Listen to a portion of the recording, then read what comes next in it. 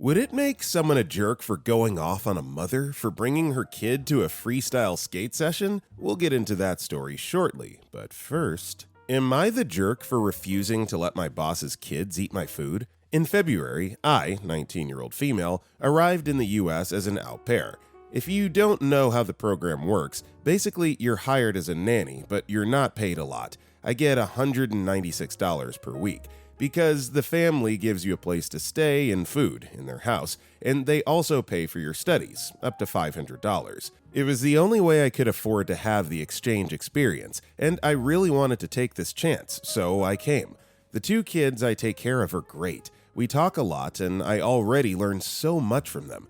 The problem I have is with their parents. Since I arrived, they told me that I'm only allowed to eat the items from one cabinet, nothing else, and they will only replenish once a month, and they have cameras and will see if I try anything. I don't know if this is true, but I wouldn't steal anyway. In my cabinet, they just put tortillas, a few canned vegetables, beans, and mac and cheese boxes. No snacks, drinks, cheese, or meat, chicken, none of these. I talked with my agency here, and they told me that the family is allowed to do that as long as they give me food, and I can try to match with another family and wait for the process or go back home. I don't want to give up, so I stayed. But the food thing was really getting to me, so I started to use the money to put things in my cabinet. The problem is that they're super healthy, and they don't let their kids eat Chips Ahoy, Pringles, beef jerky, stuff like that. I wasn't trying to eat in front of the kids on purpose, but I spend most of my day with them when they aren't in their classes, and I get hungry, so I eat in front of them, and they started to ask me to eat too. My money doesn't get me very far. My parents have no way of helping me, and these snacks can last for days when I pace myself. So I just told them they would need to ask their parents for snacks because I didn't have a lot to share. They did, and their mom blew up at me in front of them, telling me that I had a lot of audacity denying her kids food inside her home, that if I ate in front of them, I had to share, and that I couldn't bring this kind of junk into her home.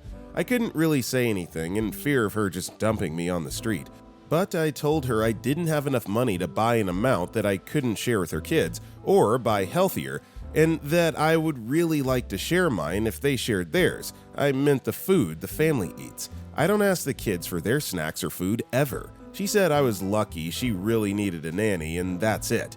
I told my parents about it, and they think she's wrong, but that I am too for how I dealt with it, and for taking it out on the kids when it's not their fault. My au pair friends also think jerk for denying food to little kids. Am I the jerk? And would I be the jerk if I kept buying junk even after she told me they aren't allowed in her home? Now, in a vacuum, the family is doing all that they are required to do for the OP here and provide food. It doesn't necessarily specify, I don't believe, what it can be. So if she wants snacks, gotta find a private, secluded place to take care of that. You can't eat in front of the kids, and then when they ask, you deny them. Even though you're trying to respect the boundaries set by the parents, you're kind of setting yourself up for that. So the way I see it, OP is young, 19 years old, and this is just a mistake that she made. But overall, I don't think that the mom should have blown up on her like that. I mean, I think it's just a case of misunderstanding, and everybody kind of sucks here. Worth Season 3645 replied, "Not the jerk. You're in the US and a family is treating you like this, and your agency is doing nothing to help you? You're allowed nothing other than what's in your cabinet? What do you drink? Water? How do you feed the kids? Are you allowed to eat the same lunch? Do they share dinner? And now they want you to share the snacks you buy with your money, the little that they give you, with their children? This sounds like a Law and Order episode. You're essentially a slave, and I sincerely doubt this is legal.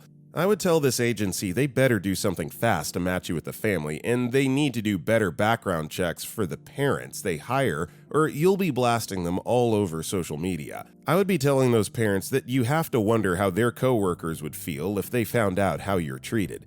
In fact, I think you should start a Nanny Horror Stories Insta page." Wishbone 2037 replied, "The word you're looking for is human trafficking.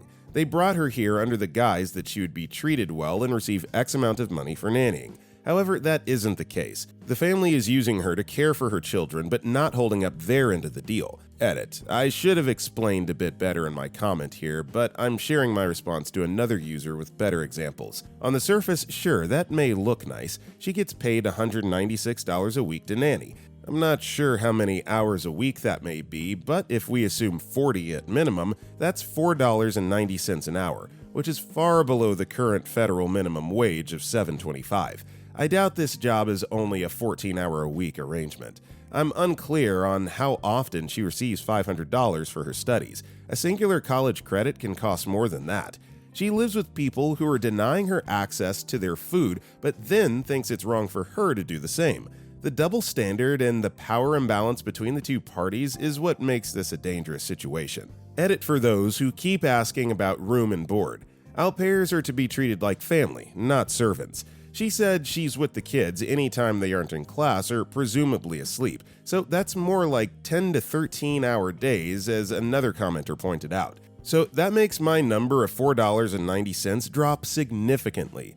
I'm done doing the math. I encourage you all to take a deeper look here and figure it out for yourself. It goes beyond the math. I use the federal minimum wage for comparative purposes. Let's not get started on the one-time stipend of $500 for studies. Also, the dollar amount that they assign to room and board and what's actually paid out by the parents is two different things. If they can afford thousands of dollars for an au pair exchange program, I would venture to guess that they can probably own their house or they have a mortgage. Mortgages are generally more affordable than a single person paying rent. For example, the mortgage on my parents' house every month is $400. However, I live in an apartment building with a total of 4 units, and we all pay $700 a month to live here. So without having any real numbers, I could never actually work that out for anyone. These things have perceived value based on the experience she should be having, not the one she actually is. I've never locked my family out of 98% of the food in my home. As an older sibling, I certainly didn't share everything with my siblings that were 10 plus years younger, especially if it was something my parents deemed they weren't allowed to have at that age. She has very little power in this situation. The food that is allotted to her is mostly canned. She buys her own food to supplement. Now, the whole family should have access to her food, but she still has access to one cabinet and anything she can hide. Do you have to hide food in your own home? I find a room in this house absolutely worthless because it's not a home to the 19-year-old with no family or support for thousands of miles. It's a prison of sorts. She was following the rules and guidelines by not eating their food that they threatened her with surveillance to know if she got into, then bought her own, and then the rules changed. There's no peace in a home like that, which is what this program is about, staying in a lovely home with a family that treats you like one of their own. Many have used the term indentured servitude, and it's also very fitting for this situation. The family is giving her just barely what they have to not be in trouble. However, that defeats the spirit. The purpose of these exchange programs are actually being run right and care about the young people they're sending a continent away. Her agency should be affording her protection because she's performing a service for them and is not. I won't be updating again, but for the people that still think the way parents act is acceptable, consider yourself at 19 and if you were a continent away from everybody that you ever knew. How would you feel? Or maybe you're an adult and now your 19-year-old daughter wants to go overseas to get this amazing cultural experience and this is how she was treated. Is that what you signed up for? No. That's where fraud comes into play. Au pairs are to be like family. If you treat your family the way she's been treated, I'm happy we're just strangers on the internet. So I do just want to step in again really quickly and completely retract my previous comments that I made. This latest post that we just read really educated me on how the au pair program is supposed to work, so I completely understand and agree with what the poster is saying here, and what I said before about everybody sucks here does not apply. Parents suck, they're not doing what they're supposed to be doing. Also, hey, my name is Brendan, and if you guys enjoy these Am I the Jerk videos, it would be so awesome if you liked the video or commented down below if you're listening to our podcast. Now then, our next story is, am I the jerk for not agreeing to split the bill for a Mother's Day dinner? My mother texted my oldest sister and I that we will be going to a restaurant on Friday, yesterday. I agreed and made sure to free up my evening. Come Friday, we were 11 persons, 2 families at the table, including my grandma, aunt, uncle, and cousins. Near the end of the dinner, my sister stood up and went away somewhere. When she came back, she had a receipt in her hand, so my mom asked if that's the bill she was holding. My sister announced that she went to pay and that me and her were treating the table today for Mother's Day. I was shocked because we never discussed that. She handed me the bill and asked me to e-transfer her half of the total. $350 divided by 2 equals $175. Back in our place, I told my sister that I couldn't afford that with all the bills and that I did not agree to split the bill beforehand. She then proceeded to say that I'm ungrateful for our mom and that as the older children in the group, we need to foot the bill. For more context, since the end of last year, I no longer live with my parents. I'm in my 20s and currently live with my oldest sister, mainly because she wanted to move out and couldn't afford paying the mortgage and bills by herself. So my parents made me move out with her. At the time, I didn't realize how expensive that will be. My sister has now a 6-figure job and I have a way lower income, and basically living paycheck to paycheck. That is no excuse for me not to pay, but wanted to point out our different financial realities. I haven't paid her yet, but am I the jerk for not wanting to split the bill? No, OP's not the jerk because they were put on the spot. They weren't consulted or asked before if they wanted to do that or if they could afford to do that. So yeah, when someone tries to squeeze money out of you like that, never a jerk for providing some resistance. Jim Zanity replied, "Not the jerk, and don't pay it. This wasn't something you agreed to, so therefore you shouldn't have to pay that much. It's not that you don't appreciate your mom, you just simply can't afford that much at the moment. I would be livid if one of my children tried to do this to their siblings." Our next story is, am I the jerk for telling my niece she's not welcome anymore? Okay, I'm not really a Reddit user, but I have an account, and so does my brother, who's part of this story. I'm using a fake one just in case he sees this, because it could make things worse. My husband and I are financially comfortable. We both worked in the dental field. I sold my practice about a year ago, and he plans to sell his in a few years. I have 2 older brothers and 2 younger sisters. This is about my 47-year-old brother. He lost his job during COVID and hasn't been able to hold one down since. His wife got a job through a family friend, but they still struggle financially, especially with 4 kids. I try to help when I can. I've paid for school supplies, groceries, toys, games, activities, and I take the kids out once or twice a month to give them a break. Their oldest, my 12-year-old niece, has been acting out. It started last Christmas. I hosted a cousin sleepover for winter break. In 6 days, she got mad during a game and smashed the iPad I bought for the kids, broke a vase while roughhousing, refused to go skiing, and trashed the cabin while we were gone. Was mean to the other kids. Afterward, I talked to her and her parents and we moved on. This week, we celebrated my birthday, May 5th, a little late because I was on a trip with a small party. Catered food, played a few games, nothing big. During the party, my niece asked if she could take the new iPad home. I said no, given what happened last time. Turns out, she took it anyway. The next day, around 3 days ago, my brother called me to tell me she broke it. I know it's just an iPad and she didn't hurt anyone, but that was the last straw. I told my brother she's no longer welcome at my house, but the other kids still are. That's when my sister-in-law called me and blew up on me. She called me a selfish bench and said none of her kids would be coming over anymore because she won't let one be excluded and doesn't want my attitude rubbing off on them. I hung up on her and she sent a string of nasty texts. I texted my brother to at least calm her down, but he hasn't responded, and I know he read it because of his read receipts. So am I the jerk for banning my niece from coming over but not the other kids? I need advice. I feel like I've done so much for them, and yet I'm disrespected at every turn. Nope, not the jerk here. This is definitely a situation where you need to set up boundaries. Might have handled it a bit in a fit of anger. I think that might be what rubbed mom the wrong way more so than anything else. But either way, this is a culmination of like a bunch of out of pocket behavior from this young girl. So yeah, if she's stealing your stuff, breaking your stuff, you have every right to keep her out of your home. Wandering Salad replied, "Not the jerk. She's 12, not 5, and clearly has shown a terrible attitude. On top of the listed issues, she has stolen an electronic item from your home after being told she could not have it. Sorry, but it's not just an iPad. For many people, that's an expensive item, especially for a 12-year-old. This is way too expensive of an item to just lend out to, especially as she's already broken one recently.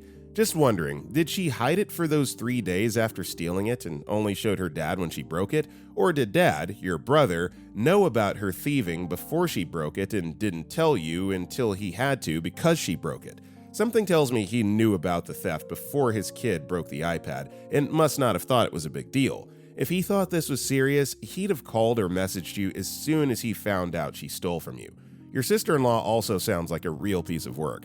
I can see now where the 12-year-old gets her bad behavior. I would stick to your principles. It's not unreasonable to not want a tween around your place when she's broken expensive items before and has stolen an electronics expensive item from your place, or any item of any value. You've clearly been very good to them, and it seems to go completely unappreciated. I'd let them all cool off, and then maybe in a few weeks see if your brother would be open to a one-on-one phone call with you, without his wife. I'd stick with the 12-year-old no longer being welcome, but that you do not want her behavior issues to stand in the way of you having a relationship with the other 3 kids. See what he says. It sounds like they let the 12-year-old get away with everything, but you don't have to. Our next story is, am I the jerk for refusing to wash a huge pile of dishes at my friend with benefits house? I stayed over at my FWB's house, and in the morning, I woke up to him in the kitchen making breakfast and cooking dinner. For himself and his kids, he has them later today. The breakfast was pasta and bolognese warmed up from previous nights. After cooking, he said something along the lines of,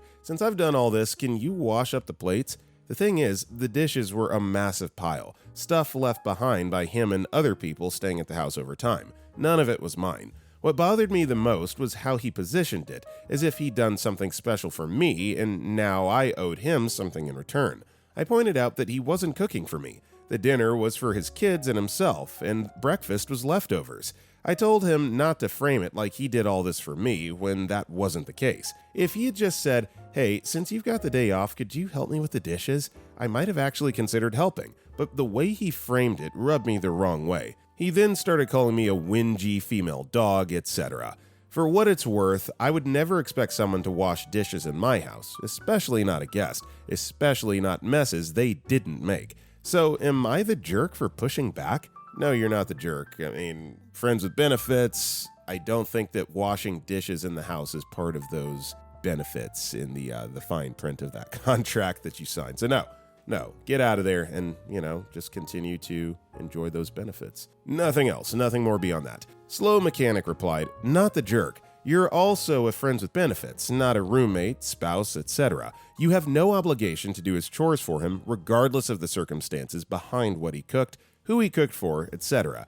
Maybe it's a sign that you should just begin the process of moving on." Our next story is, am I the jerk for wanting a photo at my wedding with only my bride and our biological parents, without my stepmom? My wedding is later this month. My wife-to-be and I would like to take photos of many configurations of family members, and it would mean a lot to us if at least one of those photos was of the 2 of us and each of our biological parents. My parents divorced over 10 years ago, when I was in college. My dad remarried, but my mom has not. I love my dad, but I feel zero affection for my stepmom. I never have.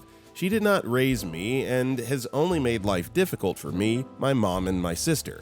However, I love my dad, and I've accepted that if I want to maintain a relationship with him, that I have no choice but to tolerate her. I told my dad about the bio parents only photo that I want to take at my upcoming wedding, and he told me that his wife was being weird about that and refused to allow such a photo to be taken, but that he would talk to her and see if he could change her mind. He called me back today and informed me that my stepmom absolutely refuses to allow my dad to appear in any photo with his ex-wife if she too isn't a part of it. She thinks that, quote, people will think they're still married, and that for me to even suggest such a thing is rude and disrespectful to her. Apparently, she has had prolonged, expletive-filled arguments with my dad over the idea that he could ever think of not taking her side on this. I don't think I'm asking for anything unreasonable at all, and I think she is the one who's being selfish and disrespectful. I'm not excluding her entirely from photos. She'll be in many photos that day, but she's not my biological mother, and given how she's treated me and the rest of my family over the past decade, she should frankly be thankful that she was invited at all. All I want is one photo with my own parents on my wedding day, the one day in my life where I would hope that my fiancé and I should get the final say. My fiancé and her parents are completely on my side. She's upset and shocked that this is a conflict at all. Today we had a call with the 4 of us, me, my fiancé, my dad, and stepmom. On this call, my dad firmly said that he refused to appear in any photo with my mom without his wife beside him. My stepmom told me that, "I know it's your day, but you need to think about how you make other people feel." She told my fiancé, who's from another country, that in America, this is considered rude. My fiancé tearfully argued with them, saying nothing that I disagreed with, honestly. The call ended with my dad saying, "Let us know if you still want us to come to the wedding." Am I the jerk for thinking my stepmom is being completely unreasonable and that my dad has let me down by siding with his wife over his own son on his son's wedding day? Nope, you're not unreasonable, and unfortunately this happens way more often than it should. People trying to hijack and commandeer other people's weddings.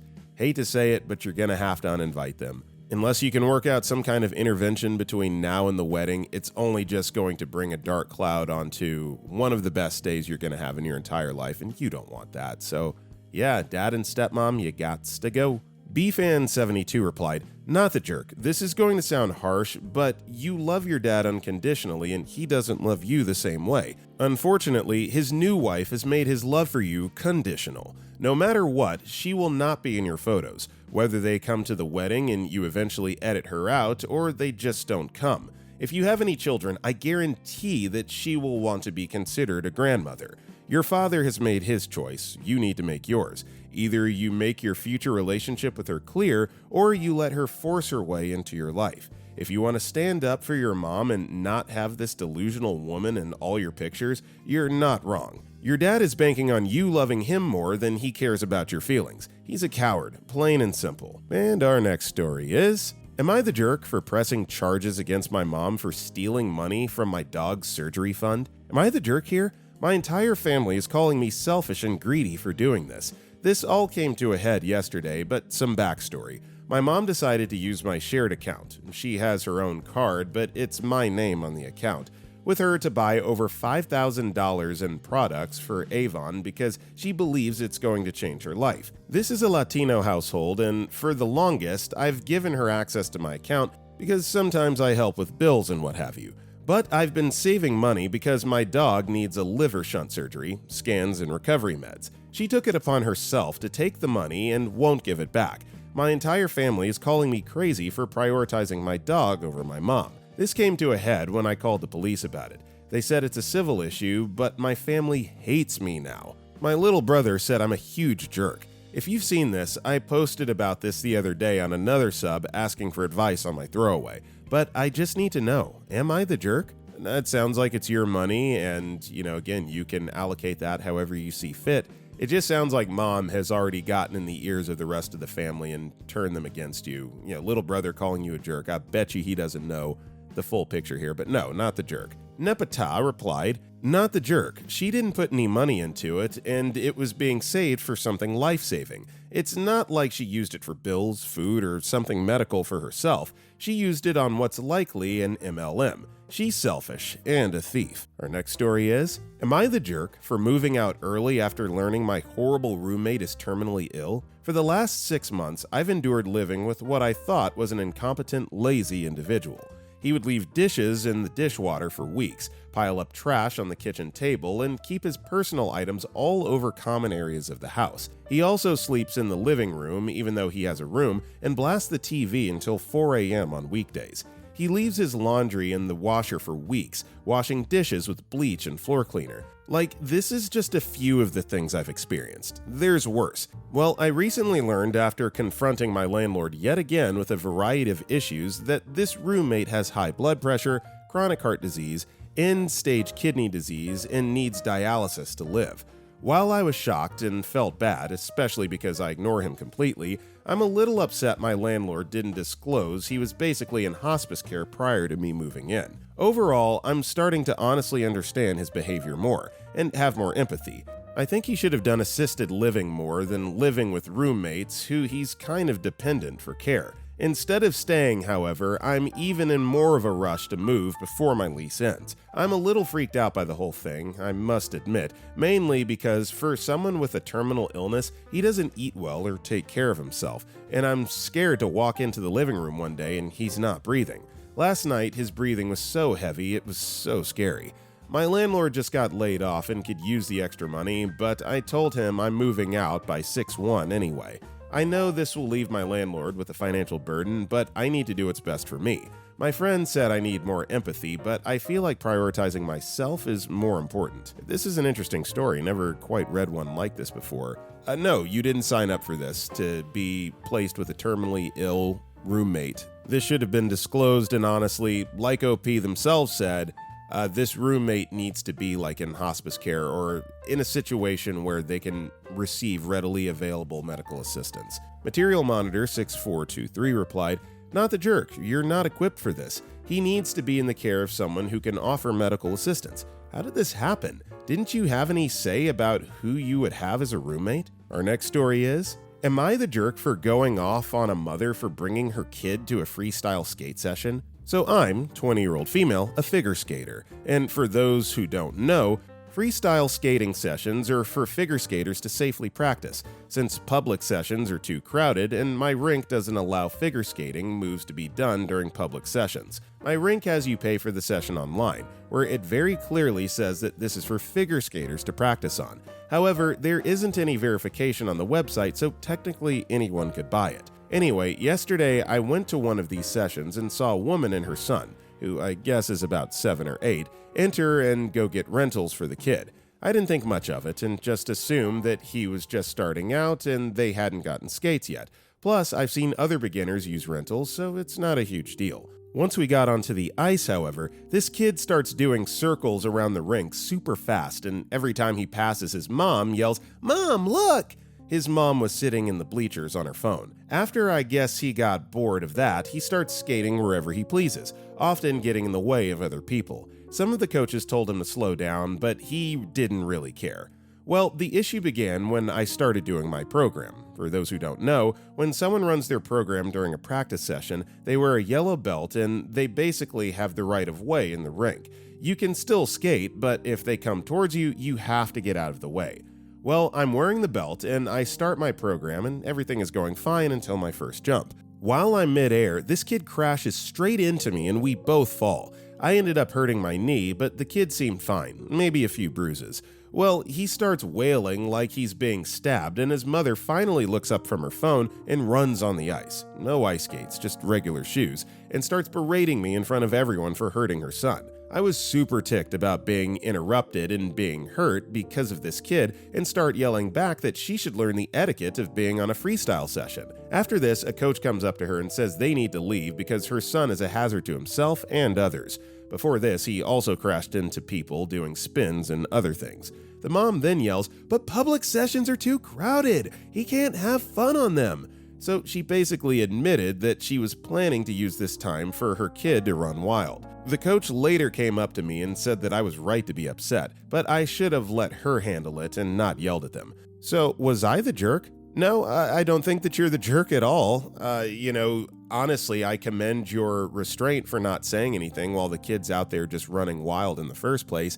And it only took him colliding with you for you to, and mom running out onto the ice, screaming at you for you to finally blow your stack and lose your cool. So no, the only jerk here is the mom for being on her phone and deliberately signing up her kid to go like during these sessions, to use the ice during these sessions. Very selfish, very inconsiderate. Yeah, that's your jerk right there, not OP.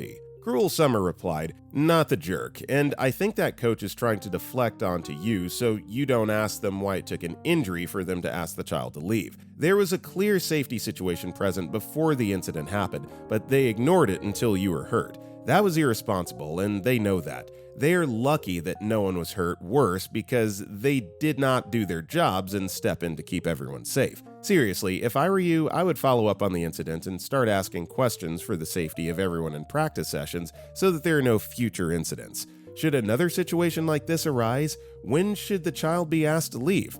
Who's responsible for removing a skater who's presenting a safety issue to other skaters during these sessions? And should said individual fail to act, what's the procedure for escalation to address the safety issue, and how should that individual be held accountable for failing to address a safety issue? Our next story is, am I the jerk for grounding my stepdaughter for selling my formal dress? I, 37-year-old female, have a stepdaughter, Amy, 16-year-old female. Amy was looking for formal dresses, and I mentioned that I have my old formal dresses. She picked my old prom dress to wear, and she kept it in her wardrobe since wearing it at prom. I don't fit in my old dresses anymore, and I kept them and some other clothes to hand down to my kids. However, I have 2 sons who aren't interested. Since my nieces, 15-year-old female and 13-year-old female, are interested in my clothes, I plan to give them the rest once they were old enough to fit them. Amy left her earbuds in her sweatpants pocket and turned on the washing machine.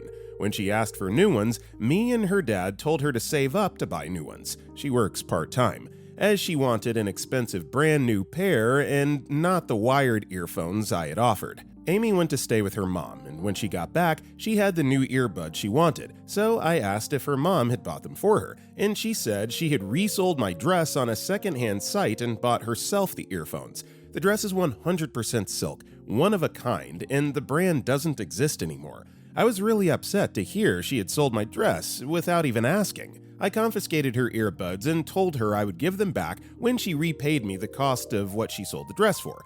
My husband thinks I'm being too harsh, as I wasn't explicit on whether I was lending or giving her the dress. Amy has gone to live with her mom since and thinks I'm being unfair. I'm not sure if I've taken it too far and if I should stand my ground. So a lot of this can just be attributed to her being a teenage girl, but reality is that she sold something that belonged to you without your consent, and that's not okay, regardless of age. So, not a jerk, but I would take this as an opportunity to teach her or show her why you're upset, why this isn't okay. Don't just ground her and punish her, give her an opportunity to grow. Snow Queen replied, "Not the jerk. Wow, is Amy a piece of work? When she broke her earbuds, you offered to replace them with a wired pair, when you had no obligation to give her anything at all. To get what she wanted, she sold your beautiful silk prom dress, and she knew that it wasn't hers to sell. That's why she never breathed a word about the listing. Amy sounds like a selfish, manipulative brat to me, and my punishment would likely have been more onerous than seeking repayment for the dress.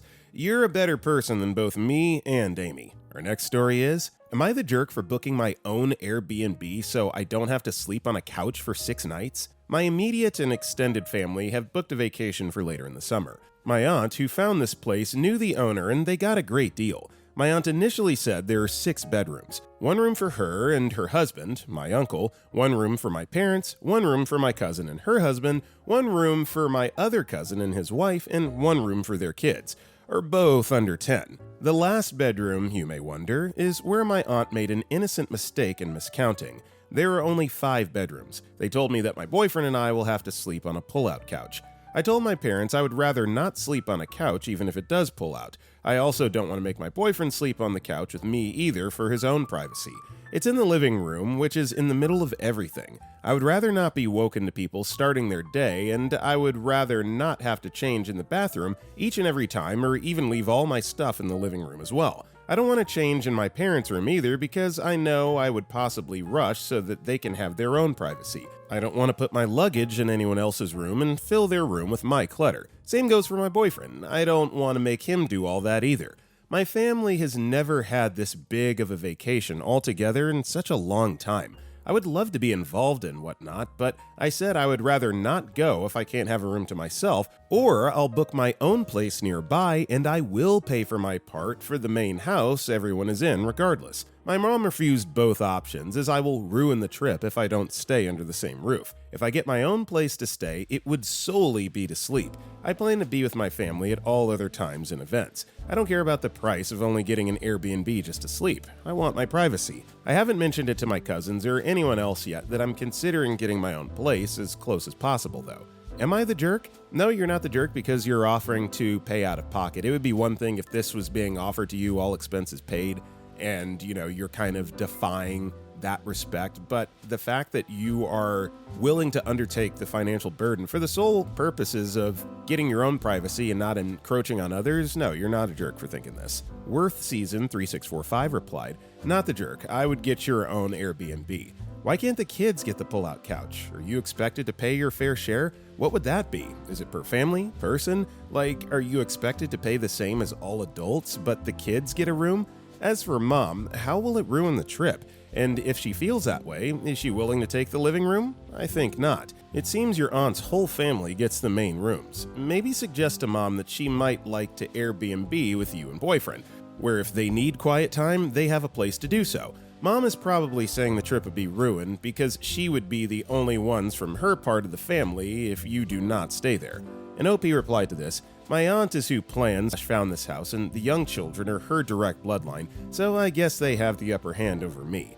My mom is sisters with my aunt who booked it, but the young children are my aunt's sons, so I guess that trumps my 24-year-old butt. Per person pays. I will be paying the same as the adults. I don't mind still paying to keep the peace, even if I get my own place to sleep. My mom's always been like that. Wonderful woman, but perfectionist, I guess. She always says how the family has to stick together in bullcrap. I don't know, I'm close with her, but it's annoying to hear. Our next story is, am I the jerk for refusing to give up my life insurance payout and asking my ex's family to refinance the car he left me? So, my ex passed away recently in a work-related accident. It's sad, of course. I have a lot of mixed emotions about it. But the truth is, we hadn't been together in over a year when it happened. We were together for 5 years, and we broke up because he cheated on me and got someone else pregnant. That breakup wrecked me. It took me a long time to recover. I haven't seen him since. After the breakup, I went no contact. I've spent the past year healing, learning to be happy again, and moving on. I didn't go to the funeral. I didn't want to see the baby mama or his family. And while I'm not happy he's gone, I can't say I'm devastated anymore either. I grieved this person when I left the relationship. Now, here's where things get complicated. 6 months after our breakup and after the baby was born, he took out a life insurance policy. In it, he named me as the 50% beneficiary. His mom and the baby mama each got 25%. I didn't know this until the insurance company called me. I assumed it was some paperwork left over from when we were together, but nope, this was a new policy, dated well after the breakup. That means this was his decision. At the same time, there's a car. He financed it while we were still together, but it's under my name and credit. I begged him for over a year to refinance it, to the point the only reason I ever contacted him was for the refinancing of that car. He never refinanced that car. I doubt he was ever going to. Now that he's gone, it's still tied to me. The car is sitting in my garage, and his family has reached out saying the baby mama needs it for work. I told them fine, you can have it as soon as it's refinanced and no longer on my credit. I will gladly sign whatever paper they need. But I'm not going to risk my credit on people I don't trust to make payments. And now they're demanding I give up the life insurance payout too, that I should do the right thing and give it to his mom or the baby mama. But here's the thing, I didn't ask for any of this. I didn't ask to be put on that policy. He made that choice, after everything that's happened between us. Honestly, I feel like I earned that money. I spent 5 years with that man. 5 years dealing with the stress, the gaslighting, the emotional pain, the betrayal. I loved him deeply, and I lost so much trying to make that relationship work. I stayed with him until I found out his baby mama was pregnant, because he was actively hiding it from me at that time. I was with him through the worst parts of his life. If anything, this money feels like the only thing I ever got back from all the bullcrap. He chose to leave it to me, probably because deep down, he knew how badly he treated me. Alright, this is just me, and I know that this is probably going to be an outlier opinion, but I don't think that I could accept the money given these circumstances. It just feels too icky. It feels like blood money, you know? Whether it was his decision to give it to OP or not, it's about what that money represents, and I think taking it would be in pretty poor taste, but you absolutely should get rid of the car, and I totally agree with not risking your credit on, for all accounts and purposes, total strangers. So yeah, I would just rinse your hands of all of it, right? The life insurance payout and the car, and just continue to move on with your life. Pascal73 replied, not the jerk. He left that money to you, not to anyone else. It's yours. As for the car, honestly, given the situation, I'd just sell it and move on with my life. Block his mother and his baby mama.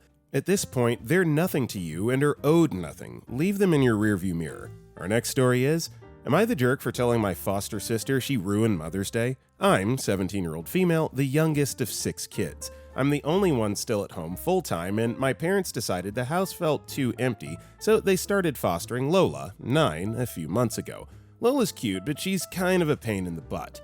We have a big sectional recliner. Lola refuses to sit on the couch with us, so she has her own chair that's off limits to everyone else. If I want to go out to eat, it has to be with my dad or when my oldest sister, 29, is available to babysit because restaurants are too much for Lola.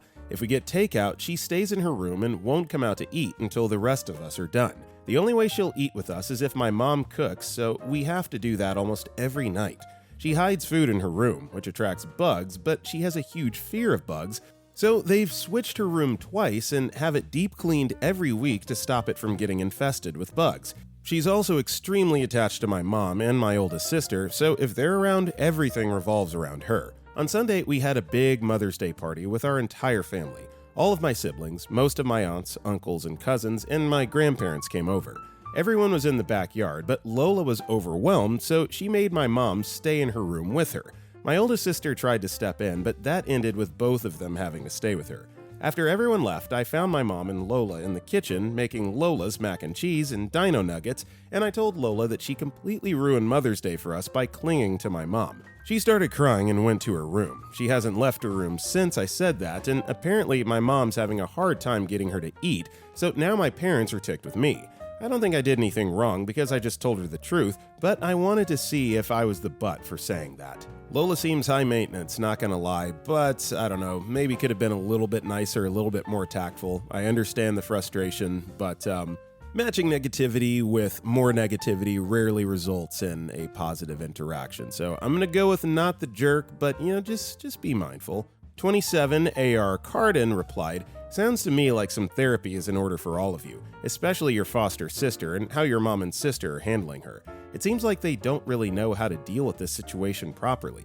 I'm going to give you a little bit of grace because I understand where you're coming from, even if the situation isn't as black and white as you might think it is. Also, your parents shouldn't be fostering just because the house is too empty lately. I'm going to say not a jerk." Annie replied, "Agreed. I'm shocked, frankly, that the home qualified as a foster home for a child clearly experiencing trauma as well as behavioral issues. Where's the training and therapeutic assistance for this family? The fact is, OP is suffering tremendously with the introduction of a young child unaccustomed to the family's lifestyle. Just by virtue of being in foster care, the child has suffered trauma and OP's parents are ill-equipped to handle that. While OP's reaction on Mother's Day may seem immature, I think it was an appropriate reaction for a 17-year-old whose life has been upended because of her parents' savior complex. Not the jerk, but her parents are." Our next story is, "Am I the jerk for telling my daughter-in-law she's not a mother? I, 64-year-old female, have 3 kids and they're all married. This post is about my son and his wife, Jenny. Jenny struggles with infertility and she has no children. My other son, daughter-in-law, is expecting next month, and my daughter have recently had her own kid, grandson. Everyone was busy for Mother's Day and they couldn't meet up with me for the holiday. That's fine, they're starting their own families. I thought it would be nice to send my expecting daughter-in-law/son and my daughter a Mother's Day basket. So Jenny always made comments that her 2 dogs are the first grandkids. I always thought it was a joke. She's big on being a dog mom. My daughter posted a picture of it in a group chat of everything she got for Mother's Day and included the basket. My other daughter-in-law also thanked me for her basket in the chat. Jenny called me soon after and asked where her basket was. I was confused and asked what she meant. I thought she was pregnant and she was just telling me now. She clarified since I have 2 grandkids by her already and said the dogs' names. I was even more confused at this, and she clarified that she is her dog's mother and should have gotten a basket. I told her she is not a mother. Mother's Day is for women that raise human children and not pet owners. She got really upset and cursed me out for not getting her a basket and that she is a parent. My son is telling me to apologize and to send a Mother's Day basket over. He's calling me a jerk for not sending her a basket and telling her she's a pet owner. I think everybody sucks here. OP is rude for making that comment. I think it's insensitive towards her infertility issues and, how the pets might be a coping mechanism. But I also think that she, the daughter-in-law, is also out of line for expecting and then later demanding a Mother's Day basket. It's just a big mess of pettiness, and yeah, everybody sucks. AOF Cherish replied, "Not the jerk. I understand that her infertility might be hard for her and she loves her dogs, but at the end of the day, it really doesn't make her a mother. While people may love their pets, I love my dog, the reality is that they aren't children." Our next story is, "Am I the jerk requesting a nurse not be part of my care? I'm pregnant with my second baby, and my OBGYN I had been seeing for 8 years decided to become an on-call delivery doctor for a hospital. She was part of an office with multiple doctors, so I was able to transfer to the only other female OBGYN at the practice. The problem is, a nurse for my new doctor is a close family friend and goes to my church, which is quite small. She attended me at my last appointment and took my baby's heartbeat. I didn't recognize her fully, but I made the connection later in the day. She met with my sister-in-law later that month and mentioned she knew the gender of my baby before any of us did, and that didn't sit quite right with me. It's my own fault for not recognizing her the first time, but would I be the jerk if I requested that another nurse would assist me during visits and possibly not have access to my file? By the way, her having access to my records would not be a deal breaker, but I do feel a bit uneasy since she unconsciously shared medical records information even if it was already known. Edit. It's been brought to my attention that there's a miscommunication on what the nurse said. The nurse did say my baby's gender, but it was after I had revealed the gender to the family. It's mentioned that it changes the severity of the disclosure. Yeah, I'm going to go with not the jerk here simply because she violated your privacy and, disclosed medical information. You shouldn't do that. So yeah, you have every right to request that she not see you anymore. Dry response 4914 replied, not the jerk. She was unprofessional and unethical. You're right to be uncomfortable, especially with her seeing you in such a vulnerable, intimate position as labor.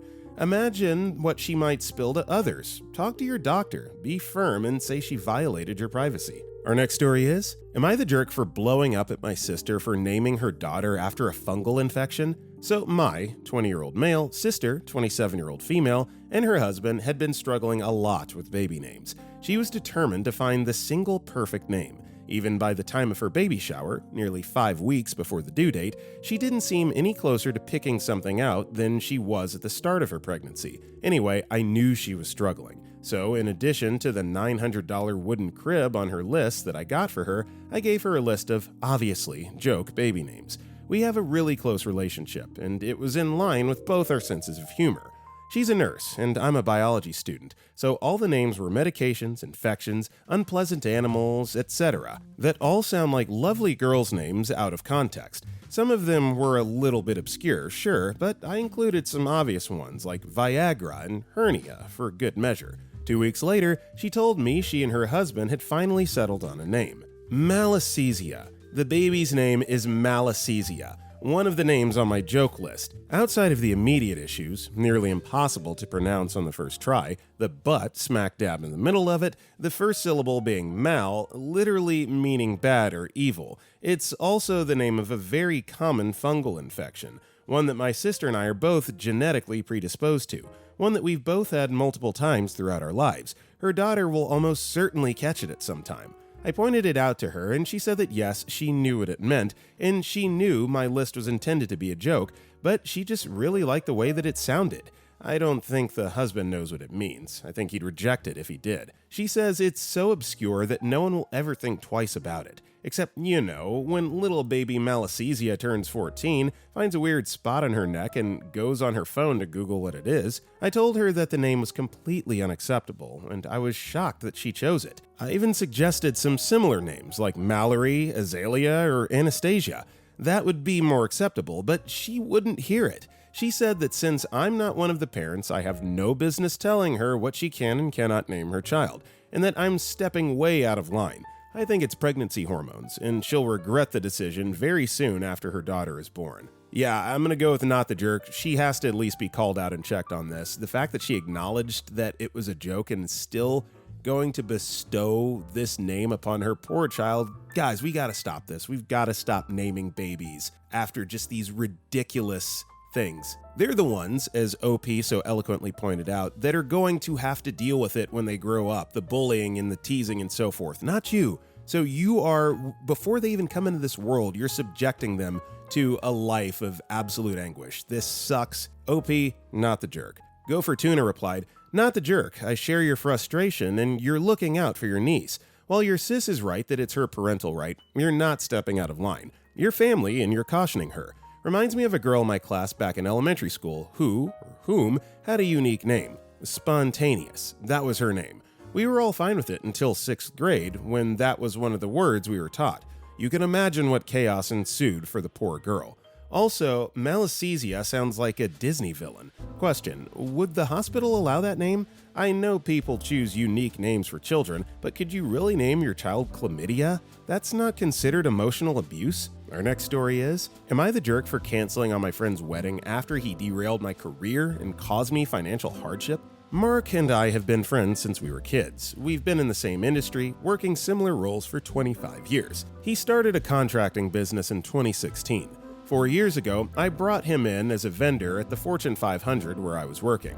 Mark's business grew rapidly, 5 times employees and 10 times revenue in a short time due to this. He'd often ask me to come to work with him, and in 2023, he was overwhelmed and needed help. He convinced me to be his partner. The role was director of operations. I'd run things, he'd grow the business. My compensation included earning equity in the business. I left my secure job of 5 years with stock options, 401k match, etc. based on this offer. I emphasized my need for stability, knowing replacing the job that I left behind would take a long time and a lot of effort. For 2 years, I worked 60-plus hour weeks, traveled extensively, while Mark did nothing to grow the business. He was hard to reach and often missed meetings. His leadership was a complete disappointment. When I saw he wasn't holding up his end, I tried to secure new customers and projects, but he rejected every opportunity. This year, he's refused to take on new projects with existing customers to the point that we've lost all of our employees.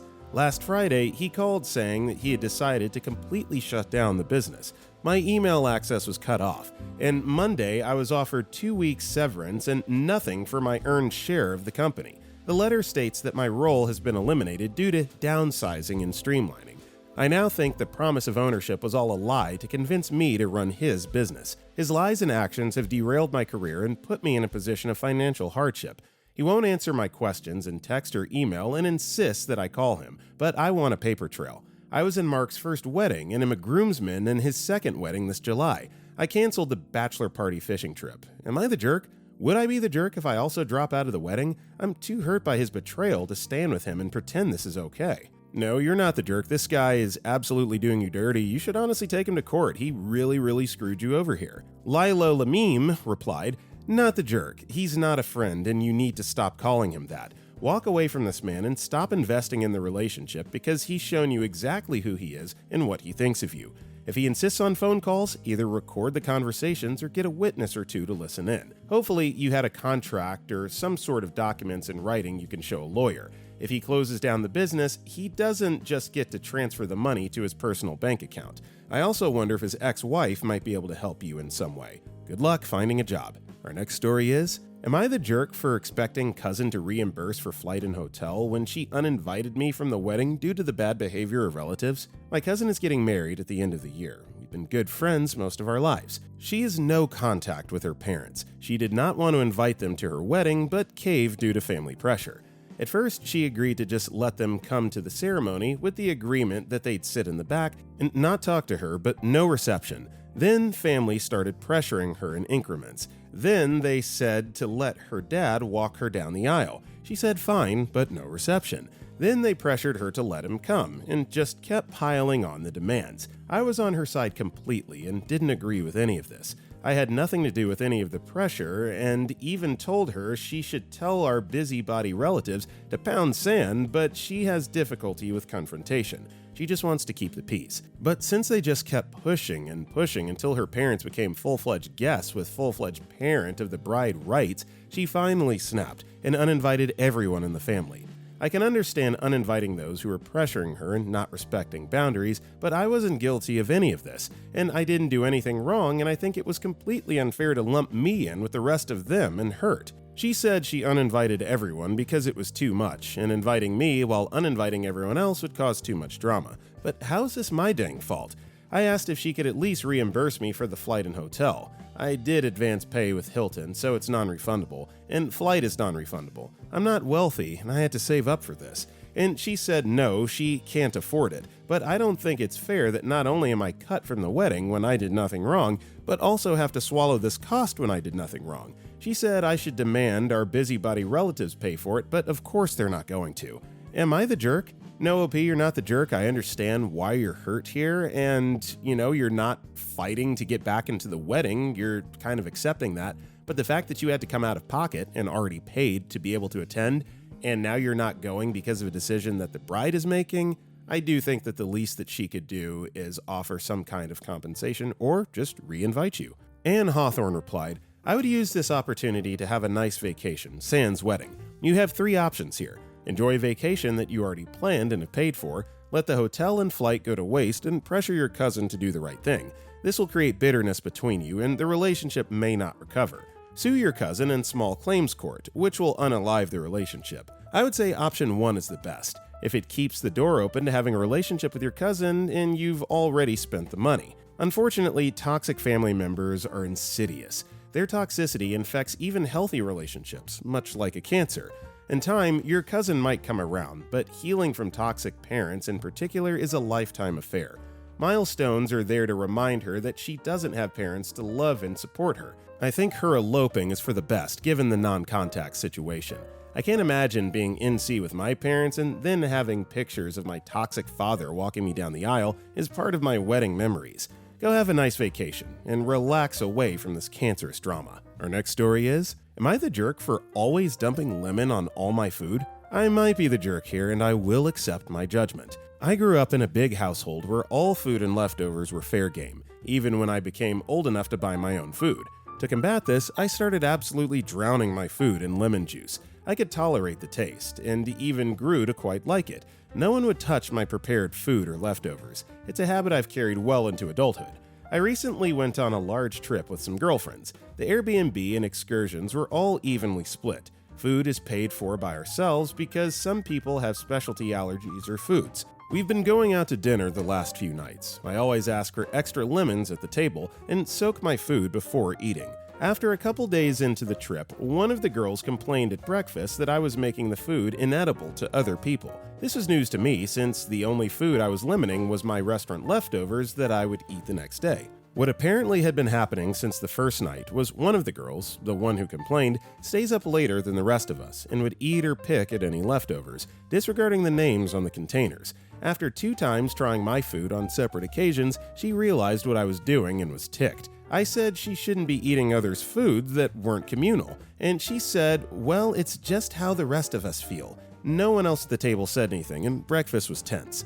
Later, while getting ready to go out, the other girls, one by one, told me that they didn't like their leftovers being eaten and were glad I said something, but didn't want tensions going forward. That night at dinner, I purposely lemoned my food again. The complainer made an angry noise and stormed off to the bathroom. I didn't say anything, and the rest of our dinner continued normally without her until she came back out sniffling before we left the restaurant. She gave me dirty looks the whole ride back. I'm exasperated by this nonsense drama, but maybe I'm being a jerk. Am I the jerk for souring the trip? Well, first of all, A+ pun there that you soured the trip. You certainly did, OP, with your excess lemons on everything. I don't think that you're a jerk up until the point where, like, now you're purposely lemoning your foods, just to kind of tick her off. That's kind of petty, but overall, she shouldn't be digging through your leftovers anyway, so I'm going to go with not the jerk. Okay, everybody, that is all the time we have for today. If you enjoyed the video, don't forget to like and comment down below. And if you want to check out any of our other videos, click the video on the right. All that said, I will see you all next time.